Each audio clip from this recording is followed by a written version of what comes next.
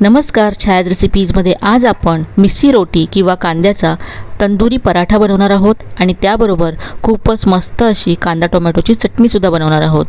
तर सगळ्यात आधी आपण चटणी तयार करूया। तर यासाठी इथे मी टोमॅटो कट करून घेतला आहे, एक टोमॅटो घेतला आहे, दोन भागामध्ये कापून घेतला आहे। आता इथे मी 1 चमचा तेल गरम केले कढईमध्ये, यामध्ये अर्धा चमचा जिरं घातलं, यावरती टोमॅटो घालायचा आहे।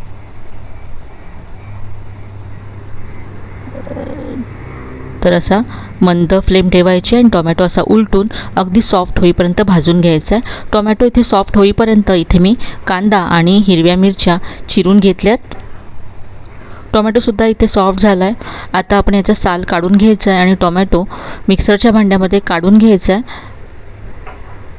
यामध्ये कांदा घातला आहे,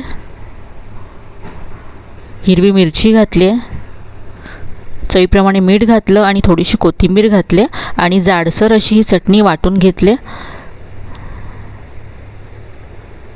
तर ही मस्त अशी कांदा टोमॅटोची चटणी तयार झाली आहे। पराठ्याबरोबर ही खूपच छान लागते। पराठ्यासाठी इथे मी आता एका बाउलमध्ये कांदा घेतला आहे, याबरोबरच हिरवी मिरची घेतली आणि थोडीशी कोथिंबीर घेतली। हे मिक्स करून बाजूला ठेवून द्यायचं आहे। पराठ्यासाठी आता आपण पीठ तयार करूया। तर इथे मी 1 वाटी गव्हाचं पीठ घेतलं, यामध्ये 1 वाटी बेसन घातलं आहे। यामध्ये इथे मी धनेपूड घालते अर्धा चमचा। तुमच्याकडे जर अख्खे धने असतील तर ते जाडसर कुटून घाला, खूप छान चव येते। अर्धा चमचा बडीशेप जाडसर कुटून घातले। यानंतर अर्धा चमचा जिरं घातलं, पाव चमचा हिंग घातलं, चवीप्रमाणे मीठ घातलं आहे आणि यामध्ये मी 1 चमचा बटर घातलं आहे। याऐवजी तुम्ही तूप घालू शकता 1 चमचा। मिक्स करून घ्यायचं सगळं आणि यानंतर पाणी घालून हे पीठ मळून घ्यायचं आहे। मळताना लक्षात ठेवा, पाणी जास्त घालू नका एकत्र, कारण बेसन आहे तर बेसनामध्ये जास्त पाणी ॲब्झॉर्ब होत नाही, त्यामुळे लगेचच हे पातळ होऊ शकतं। तर पहा, हे असं मऊसर असं पीठ मी मळून घेतलं आहे। आता आपण पराठा लाटूया। तर यातला एक गोळा मी घेतला आहे।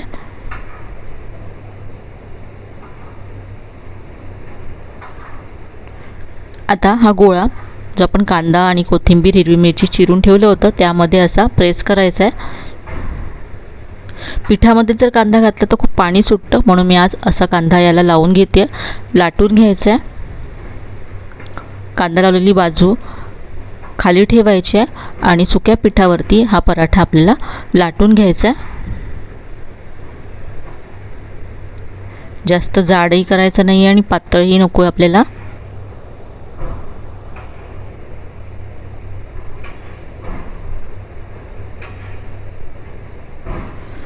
तर असा जाडसर पराठा लाटून घेतला आहे आणि या उलट्या बाजूवरतीच आपल्याला पाणी लावून घ्यायचं आहे, कारण आपण हा पराठा जसं आपण तंदुरी रोटी भाजतो त्याप्रमाणे भाजून घेणार आहोत। पाणी लावलेली बाजू इथे तव्याला चिटकवून घ्यायची आहे। याची फ्लेम मीडियम ठेवायची आहे आणि प्रेस करून असा तव्याला हा पराठा चिटकवून घ्यायचा आहे। 2 ते 3 मिनटं खालच्या बाजूने भाजून घ्यायचा हा पराठा आणि यानंतर तवा उलटा करून जशी आपण तंदुरी रोटी भाजतो त्याप्रमाणे हा पराठा भाजायचा आहे।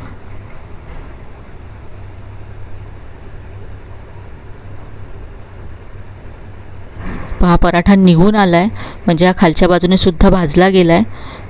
तुम्हाला मी उलटून दाखवते, पाहू शकता किती मस्त रंग आला आहे। दोन्ही बाजूने पराठा अगदी छान भाजला गेला आहे। यावरती बटर लावायचं आहे किंवा तुम्ही तूप लावू शकता। खूप छान खुसखुशीत असा हा पराठा होतो। असाच मी आणखी पराठासुद्धा इथे तयार करून घेतला आहे। तर आपली ही मस्त अशी टोमॅटो कांद्याची चटणी आणि मिस्सी रोटी किंवा कांद्याचा हा तंदुरी पराठा तयार झाला आहे। अगदी साधा, सोपा आणि मस्त असा नाश्ता आहे। नक्की करून पहा, तुम्हाला नक्कीच आवडेल। तर आजची ही रेसिपी तुम्हाला कशी वाटली मला कमेंटमध्ये नक्की कळवा। रेसिपी आवडली असेल तर व्हिडिओला लाईक करा, शेअर करा। चॅनलला अजून सबस्क्राईब केलं नसेल तर नक्की सबस्क्राईब करा।